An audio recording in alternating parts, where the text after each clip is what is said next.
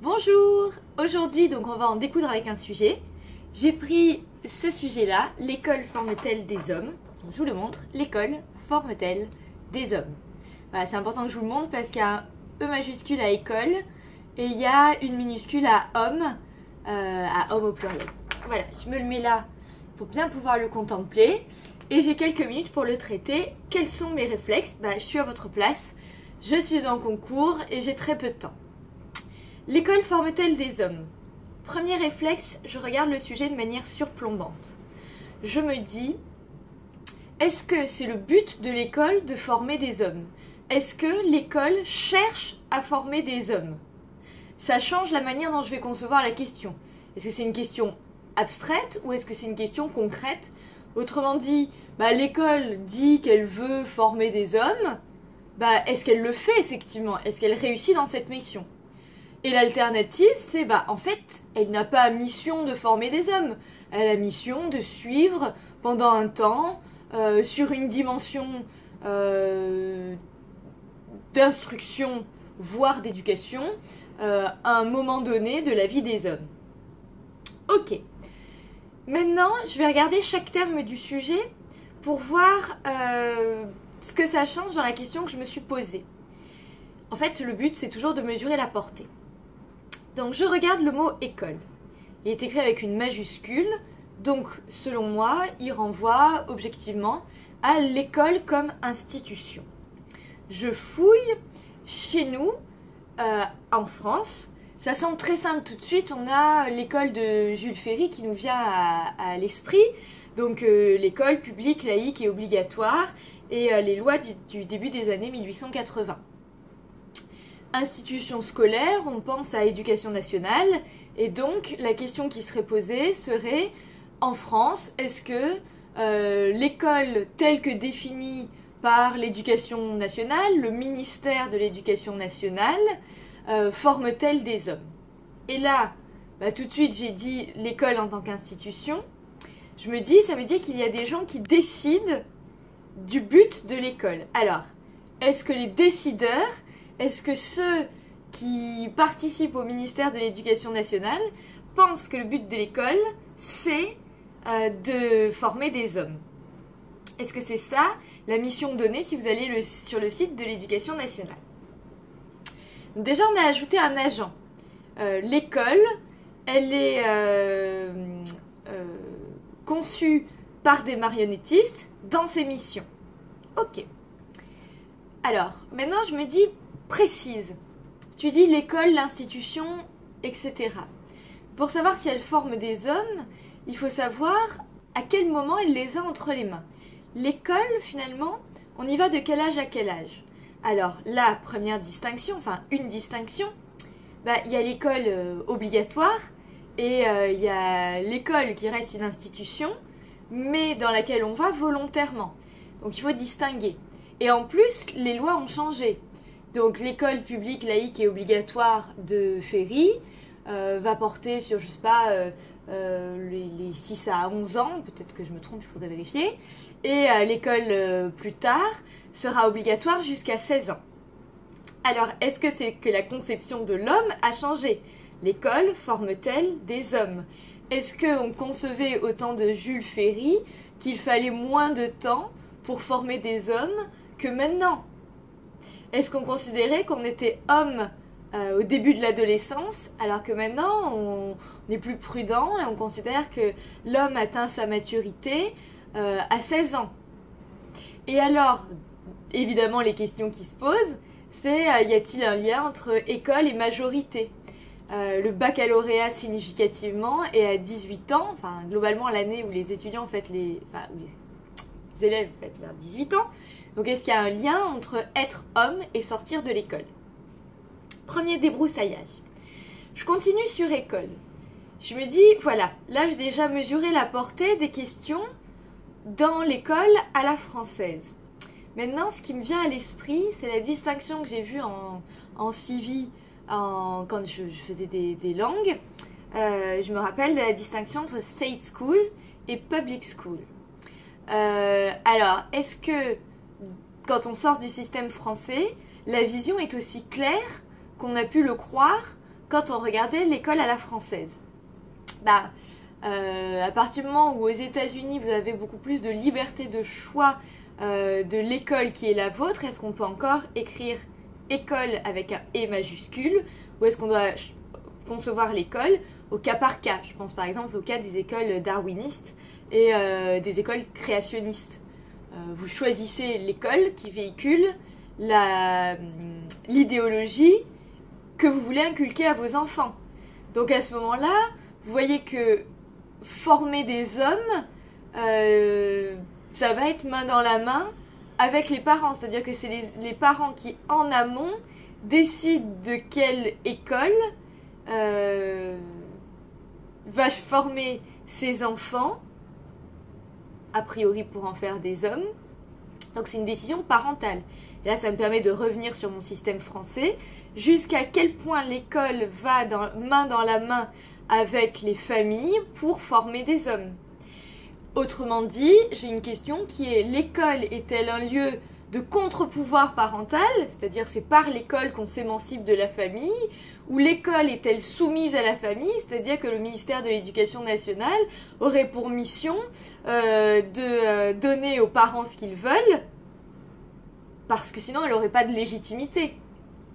Alors, est-ce qu'on devient un homme parce qu'on passe par l'école qui nous émancipe de la famille, ou est-ce qu'on devient des hommes parce que l'école obéit implicitement aux diktats et aux volontés de la famille? Bon, évidemment, après, on interroge le mot homme, donc là, on en est qu'au mot école, quoi.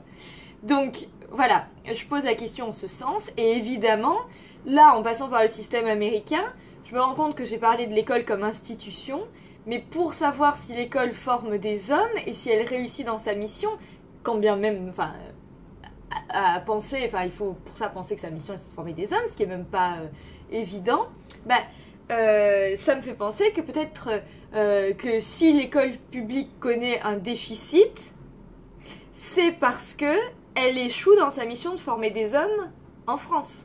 Alors, l'école institution connaît-elle toujours le même succès qu'à l'époque des lois Ferry? Et là encore, je me dis, paf, il faut ancrer dans un contexte, parce que la vocation de former de former des hommes par l'école à une époque n'est pas la même qu'à une autre époque.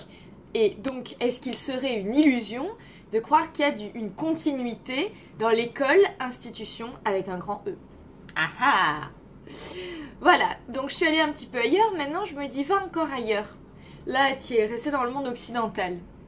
Alors qu'est-ce que ça donnerait par exemple, je pense à Malala, donc cette petite qui faisait des kilomètres et des kilomètres pour aller à l'école dans un pays où c'était pas évident. Enfin, pas évident, vous risquez la vie sur le chemin de l'école, quoi.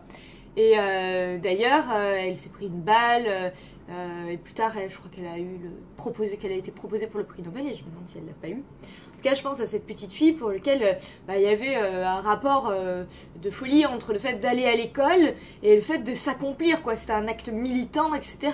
Donc là, alors là, j'y réfléchis, et je me dis, l'école forme-t-elle des hommes? Si elle y va, c'est peut-être parce qu'elle voulait échapper à tout un monde, tout un monde justement d'hommes au sens masculin, et l'école serait une ouverture telle qu'elle lui permettrait de s'accomplir en tant qu'homme avec un grand H, c'est-à-dire en tant que femme. Donc l'école, le rapport à l'école a un lien beaucoup plus organique et vital dans ce contexte-là. Voilà, elle a risqué sa vie pour aller à l'école. Est-ce que ça veut dire que la mission de l'école dans ce contexte-là est beaucoup plus importante que dans d'autres contextes? Alors la question pourrait être complétée. L'école forme-t-elle des hommes? Ça pourrait être... elle a cette mission, elle a implicitement cette mission idéale quand elle ne peut pas s'épanouir dans un pays, dans un territoire. Peut-être qu'au moment où elle s'est affirmée comme institution, il y a une déperdition d'énergie en ce sens, et que sa mission se dilue dans, je sais pas, les luttes entre la famille et l'école en temps de paix. Je continue à mesurer qu'en fait, la portée de mon sujet qui pouvait sembler terriblement ennuyeux, genre qu'est-ce que l'école, blablabla, en fait qu'il a une portée immense, quoi. Bon, j'ai fait l'école, je pense que je m'arrête là. parce que l'étude en amont du sujet, c'est mesurer la portée du sujet. C'est pas voir exhaustivement tous les cas de figure que propose le sujet. Je dis haut et clair, si cette expression existe encore, donc je dis haut et fort. Ici, vous mesurez la portée du sujet. Je le redis les yeux dans les yeux. Ici, vous mesurez la portée du sujet. Et ce que ça veut dire en creux, c'est que vous ne cherchez pas à être exhaustif. Voilà. Suffisant, supérieur à exhaustif. Je m'arrête là pour école. Je vais sur former. L'école forme-t-elle des hommes? Alors ici c'est intéressant parce que le mot former, il a un aspect... Hop, j'ai un petit problème de caméra. Le mot former, il a un aspect matriciel. Moi, quand je pense former des hommes, ça me fait penser à deux choses. Ça me fait penser aux femmes qui forment des hommes dans leur ventre, donc qui forment ceux qui seront des hommes, quoi, l'origine de la vie, organique. Et je pense à un autre sens qui est l'armée forme des militaires. Donc en fait, je vois deux choses dans former à première vue. Je vois l'aspect matriciel et je vois l'aspect directif. Et c'est deux aspects très différents du verbe former. Alors prenons l'aspect matriciel. Ça voudrait dire en quelque sorte que l'école serait une sorte de couveuse, c'est-à-dire que la famille formerait le petit être humain et qu'à partir des 3 ans du petit être humain, il y aurait un relais qui est prendre le petit être humain et le mener à l'état d'homme, et ce serait la mission de l'école. Et là encore, il faudrait que je mesure la pertinence de cette hypothèse en France, en Occident et ailleurs. Je le dis maintenant, je ne pense pas qu'on puisse aujourd'hui étudier un sujet sur l'école sans penser au cas Boko Haram. Boko Haram, je crois que ça veut dire... en fait, ça veut dire la fin de l'école occidentale, contre l'école occidentale. En fait, Boko, c'est la forme de book. Pas le book, mais le livre. Donc book au sens, voilà, ce qu'avait apporté la colonisation de l'école à l'occidentale.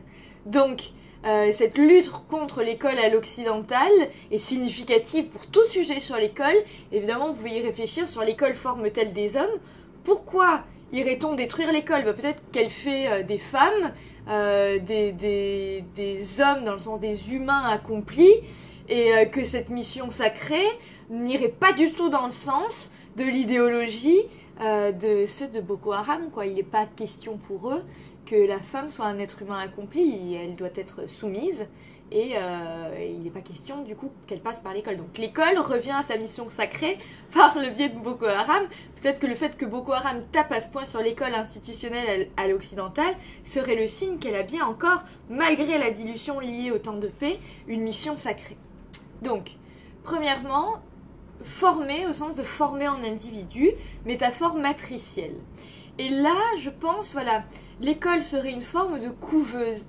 Et du coup, est-ce qu'elle formerait des hommes ou est-ce qu'implicitement ce mot former montrerait justement qu'elle ne forme pas des hommes, mais des créatures frêles et pusillanimes, c'est-à-dire, voilà, elle les tient en couveuse, et du coup, quand ils sortent de là, ils sont pas prêts pour la vie.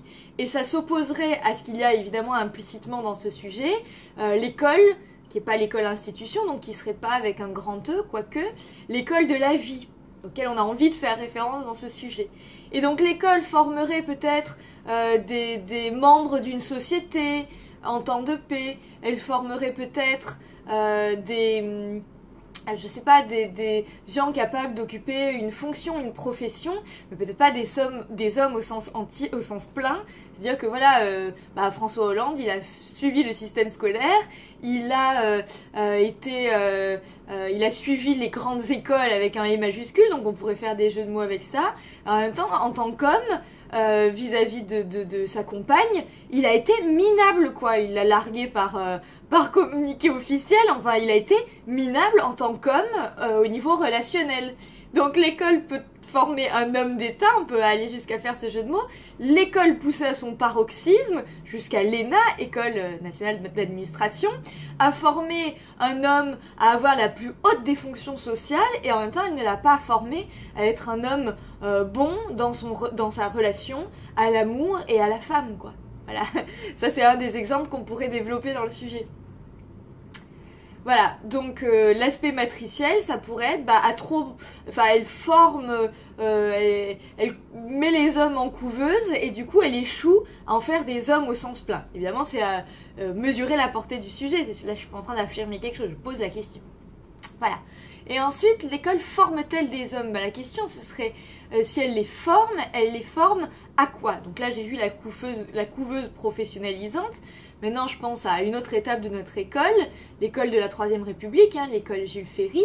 En fait, cette école avait été créée parce la France avait perdu contre les Allemands et en 1870, armistice en 71.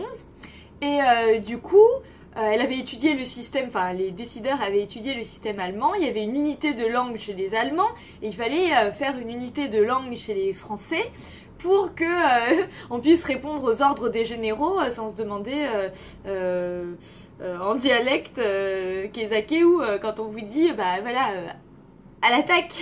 Voilà. Donc en gros il fallait uniformiser et donc pour uniformiser il fallait que tout le monde aille à l'école laïque, publique, obligatoire. Si elle n'est pas laïque, elle ne peut pas être obligatoire. Si elle est payante, donc pas publique, elle ne peut pas être obligatoire. Donc en fait il y a une cohésion. Je ne vais pas vous faire un cours sur ça, je renvoie au tuto l'école de Jules Ferry. Bon, donc à ce moment-là, elle formait les hommes à être les soldats de la revanche, ceux qui seront dans la guerre de 1914. Donc dans ce cas-là, ça fait l'école, dans un contexte précis, peut former les hommes, donc ce qui expliquerait le petit H, non pas être des hommes avec un grand H, mais elle peut former des hommes à être les futurs soldats et les futurs généraux de la guerre de 14 dans le contexte de l'après 1870 et de l'école de Jules Ferry. Haha. Voilà. Ensuite, je pensais à une troisième chose. L'école déforme-t-elle des hommes? Je pense à l'exemple du bonsaï. Vous savez, c'est ces arbres qu'on prend et sur lesquels on enroule. Il y a toute une technique savante pour que leurs branches prennent la forme qu'on veut donner. Et donc en fait, ça voudrait dire que l'arbre a un potentiel de se développer d'une certaine manière et qu'en fait, à l'aide de tuteurs très précis, très violents en fait, parce qu'ils sont torturés, ces petits arbres, beaucoup. Donc on leur enroule, je crois, de la ferraille autour des branches pour qu'ils prennent la forme qu'on souhaite, esthétique, d'accord? Et donc on pourrait dire, l'école ne déforme-t-elle pas des hommes? C'est-à-dire, elle en fait des petits bonsaïs, elle les empêche d'aller jusqu'au bout de leur être, comme l'arbre qui pourrait aller au bout de sa forme. Voilà, il y a la graine, il pourrait se développer dans toute sa forme accomplie. Et en fait, l'homme pourrait faire pareil, mais l'école lui met sur ses branches des tuteurs pour lui donner la forme qu'elle veut lui donner elle. Donc ça expliquerait le petit H. L'école veut peut-être former des hommes comme celui qui fait des bonsaïs veut créer des bonsaïs et pas des hommes avec un grand H, des hommes accomplis, mais elle veut les déformer. Donc évidemment, là encore, je resterai pas en France, j'irai ailleurs, j'irai voir dans quel cas. Et évidemment, l'école, ce serait moins l'école.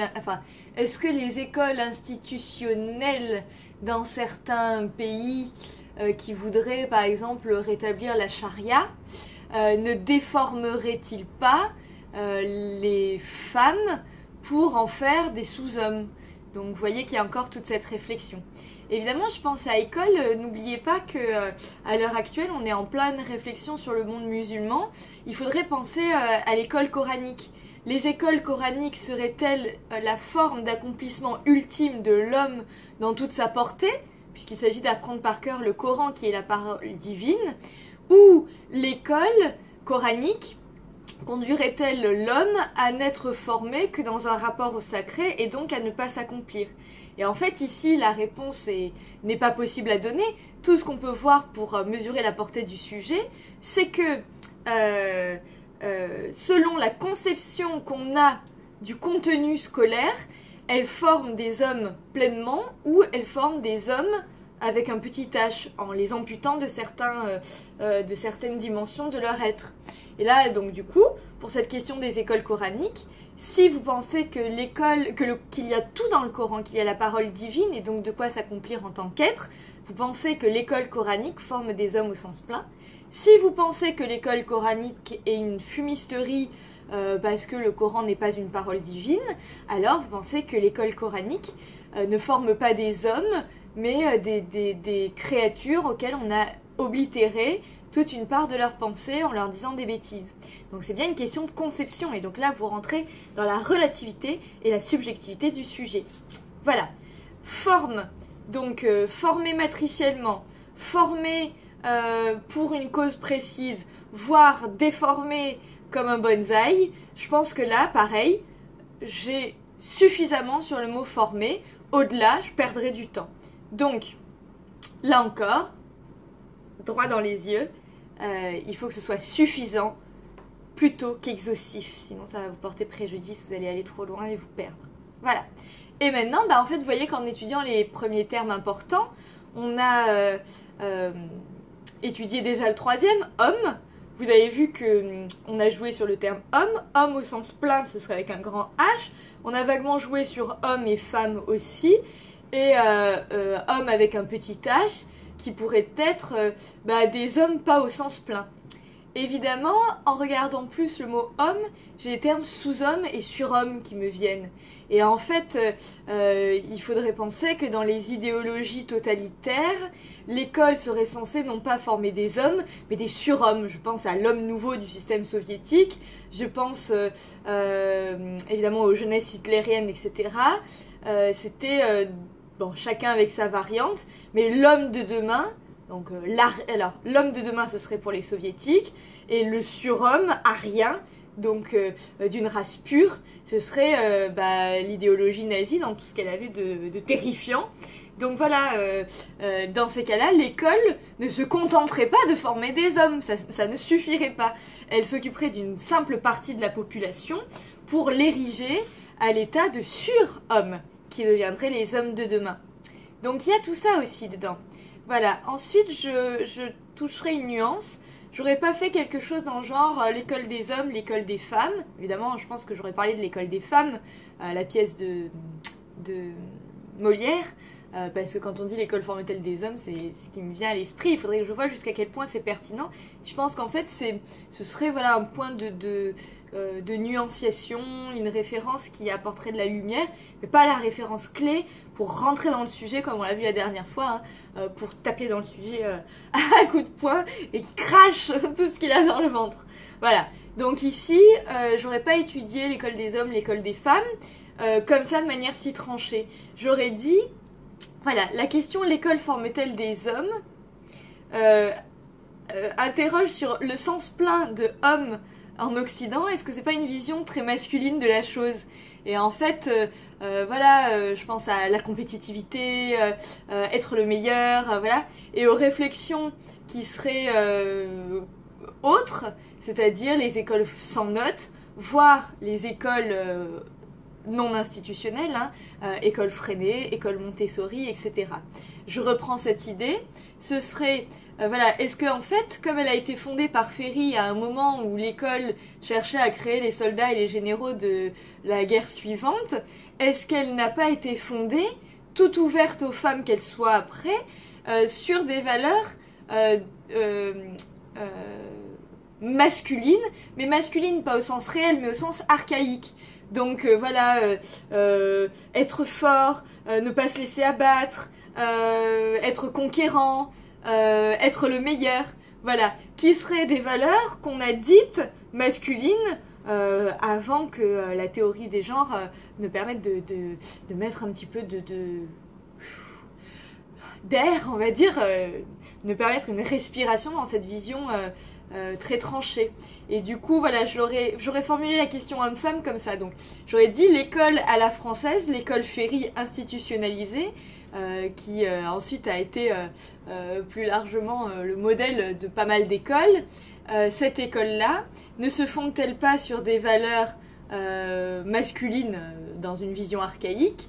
Et du coup, toutes les idées de enlever les notes, etc., n'est-ce pas ajouter à l'école la volonté de former des hommes-femmes et d'ajouter finalement les valeurs qu'on pense féminines dans une vision archaïque de la femme. Donc est-ce qu'on n'est pas en train de faire une super école, enfin, mais pas au sens positif de super, mais une grosse école qui ajouterait aux valeurs masculines archaïques des valeurs féminines archaïques, en disant bêtement la société c'est valeurs féminines plus valeurs masculines, boum, et donc en fait on aurait la croyance que l'école serait l'école des vrais bonhommes et qu'il faudrait ajouter l'école des femmes.